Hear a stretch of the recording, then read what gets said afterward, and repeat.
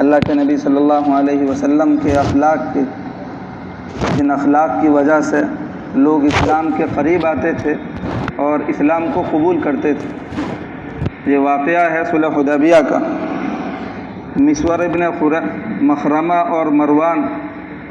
رضی اللہ تعالیٰ عنہما یہ دونوں نقل کرتے ہیں کہ اللہ کے نبی صلی اللہ علیہ وسلم جب حدیبیہ کے موقع پر نکلے تو ابھی آپ راستے کے بعض حصے کو ہی آپ نے طے کیا تھا کہ آپ صلی اللہ علیہ وسلم نے فرمایا کہ خالد ابن ولید غمیم کے مقام پر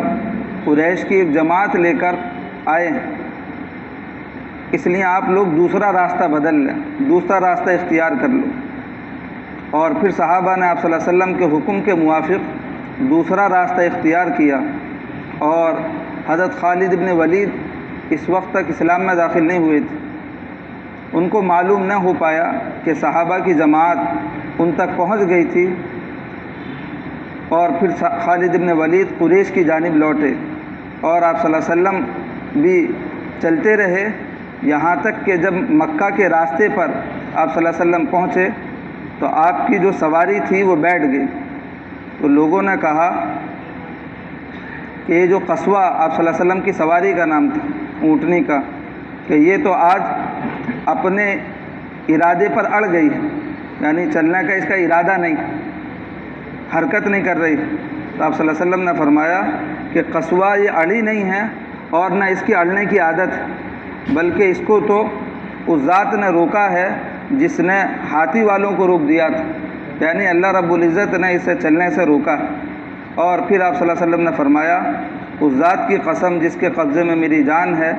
اگر یہ کفار مکہ مجھ سے کسی ایسے معاملے کو پیش کریں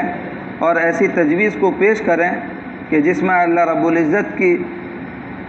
جو محرمات ہیں ان کی تعظیم ہو، تو میں ان کی اس تجویز کو قبول کر لوں گا۔ اور پھر آپ صلی اللہ علیہ وسلم نے اپنی اونٹنی کو ہانکا اور وہ چلنے لگی۔ تو آپ صلی اللہ علیہ وسلم نے مکہ سے ہٹ کر دوسرا راستہ اختیار کیا، یہاں تک کہ آپ صلی اللہ علیہ وسلم وادی حدیبیہ میں کے کنارے پر پہنچے، جہاں ایک پانی کا چشمہ تھا، اور اس چشمے سے تھوڑا تھوڑا پانی نکل رہا تھا، اور صحابہ نے اس پانی کو استعمال کیا یہاں تک کہ وہ پانی ختم ہو گیا، اور صحابہ نے آپ صلی اللہ علیہ وسلم سے شکایت کی، پیاس کی۔ تو آپ صلی اللہ علیہ وسلم نے اپنی ترکش سے ایک تیر نکالا اور یہ حکم فرمایا کہ اس چشمے کے پاس اس تیر کو لگا دو۔ پھر صحابہ نے جب اس تیر کو لگایا تو فرماتے ہیں کہ اللہ کی قسم جب تک ہمارا قافلہ اور جماعت وہاں ٹھہری رہی اس سے پانی کا چشمہ پھوٹتا رہا۔ صحابہ فرماتے ہیں کہ ہم اسی درمیان تھے، یعنی حدیبیہ میں ٹھہرے ہوئے تھے کہ بدیل ابن ورقہ یہ قبیلہ خزاع کی ایک جماعت کے ساتھ آپ صلی اللہ علیہ وسلم کے پاس آئے، اور وہ اہل تہامہ میں سے آپ صلی اللہ علیہ وسلم کے سب سے زیادہ خیر خواہ تھے، اور انہوں نے فرمایا کہ اللہ کے نبی، میں نے کعب ابن لوئی اور عامر ابن لوئی کو دیکھا ہے کہ وہ حدیبیہ کے کنووں پر آ چکے ہیں اور ان کے پاس عمدہ سواریاں ہیں، اور وہ آپ سے قتال کرنا چاہتے ہیں اور آپ کو مکہ سے روکنا چاہتے ہیں۔ آپ صلی اللہ علیہ وسلم نے فرمایا کہ ہم قتال کے ارادے سے نہیں آئے، بلکہ ہم تو عمرے کے ارادے سے آئے ہیں، اور یقیناً قریش کو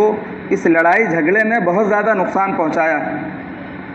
اگر وہ چاہیں تو ہم ان کے ساتھ ایک مدت تک معاملہ کر سکتے ہیں، معاہدہ کر سکتے ہیں، اور معاہدہ یہ ہوگا کہ وہ ہمارے اور اپنے درمیان اس بات کو طے کر لیں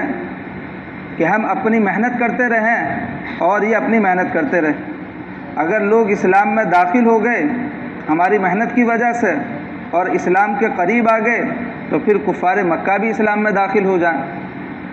اور اگر ایسا نہیں کر سکتے تو پھر وہ تھوڑا سا انتظار کریں، اور اگر انہوں نے ہماری بات کو قبول کرنے سے انکار کیا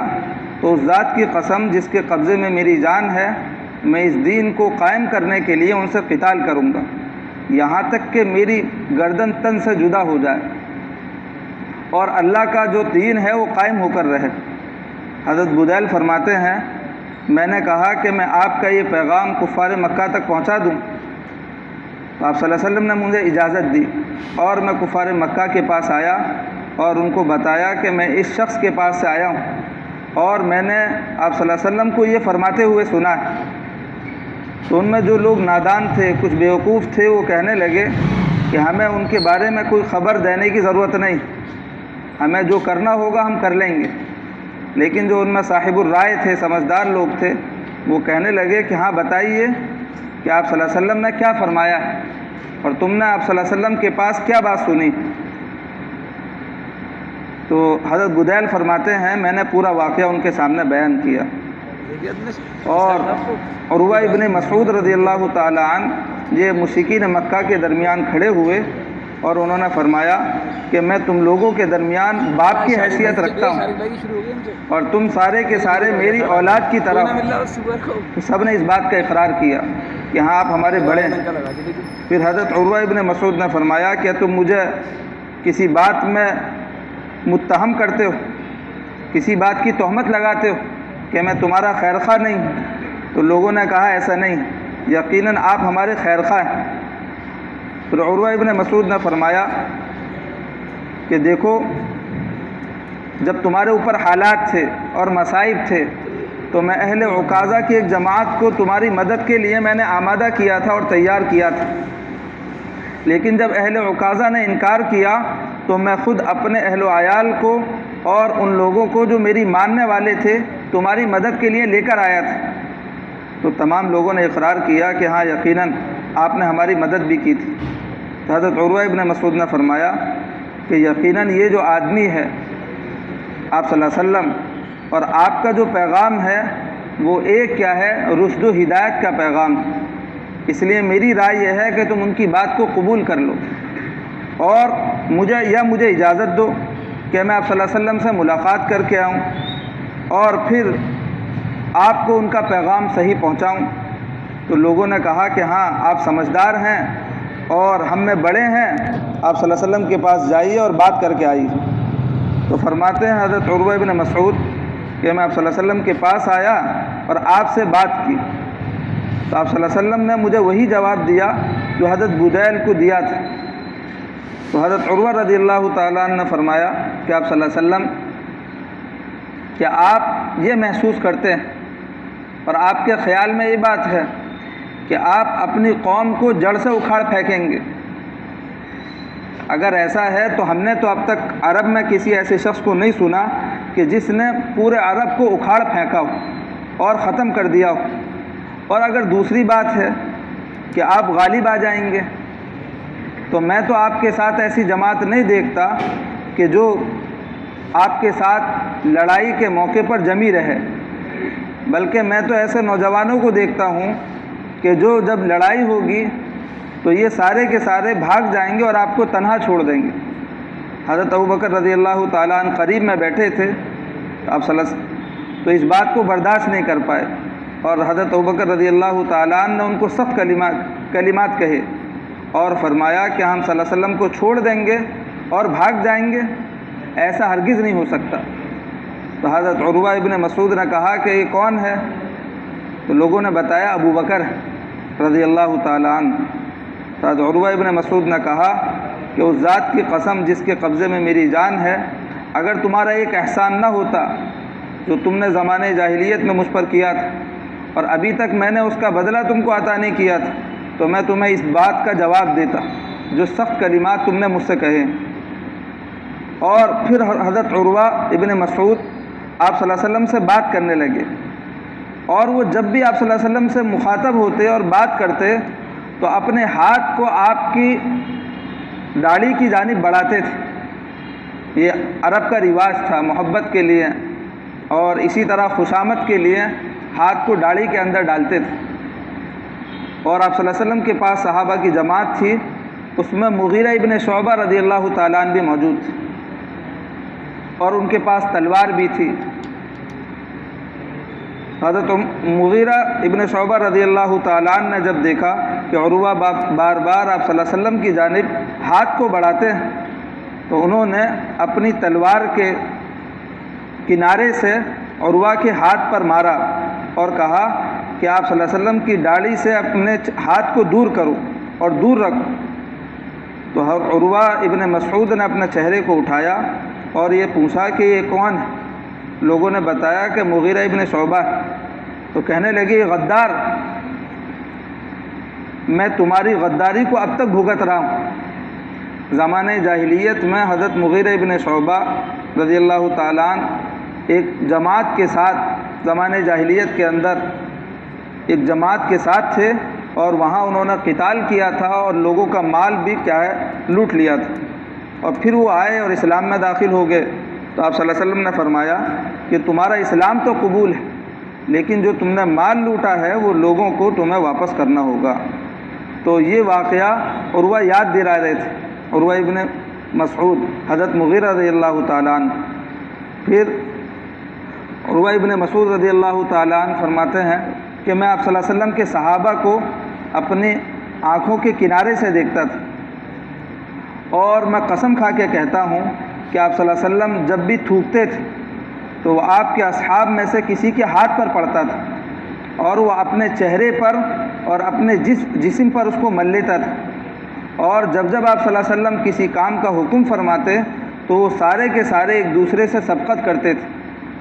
اور جب آپ صلی اللہ علیہ وسلم وضو فرماتے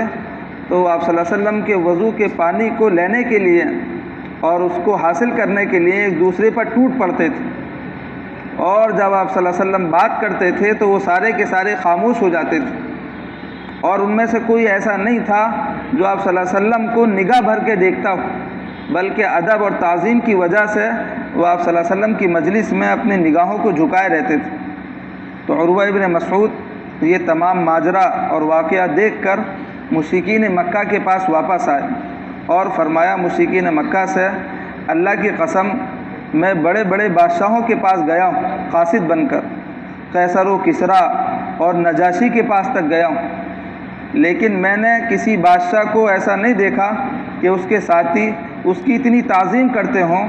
جتنی محمد صلی اللہ علیہ وسلم کے ساتھی آپ صلی اللہ علیہ وسلم کی تعظیم کرتے ہیں۔ اور اللہ کی قسم آپ صلی اللہ علیہ وسلم اگر تھوکتے ہیں تو ان میں سے کسی آدمی کے ہاتھ پر پڑتا ہے اور وہ اپنے چہرے پر اور اپنے جسم پر اس کو مل لیتا ہے، اور جب آپ حکم کرتے ہیں تو وہ آپ کے حکم کی بجاوری کرتے ہیں، اور جب آپ وضو کرتے ہیں تو وہ آپ کے وضو کا بچے ہوئے پانی کو لینے کے لیے ایک دوسرے سے آگے بڑھتے ہیں، اور جب آپ بات کرتے ہیں تو تمام کے تمام آپ کی بات کو خاموشی کے ساتھ سنتے ہیں، اور وہ آپ صلی اللہ علیہ وسلم کی جانب نظر اٹھا کر نہیں دیکھتے تعظیم کی وجہ سے، اور یقیناً آپ صلی اللہ علیہ وسلم تمہارے سامنے ایک انصاف کا پیغام لے کر آئے ہیں، اس لیے میری رائے یہ ہے کہ تم بھی ان کے پیغام کو اور ان کی بات کو قبول کر لو۔ میرے محترم بزرگوں اور عزیز ساتھیوں، یہ آپ صلی اللہ علیہ وسلم کے اخلاق اور آپ صلی اللہ علیہ وسلم کے اعمال کو بیان کیا جا رہا ہے کہ جو اخلاق اور اعمال اسلام کی صحیح ترجمانی اور اسلام کی صحیح تعلیم پوری انسانیت کے سامنے پیش کرتے ہیں،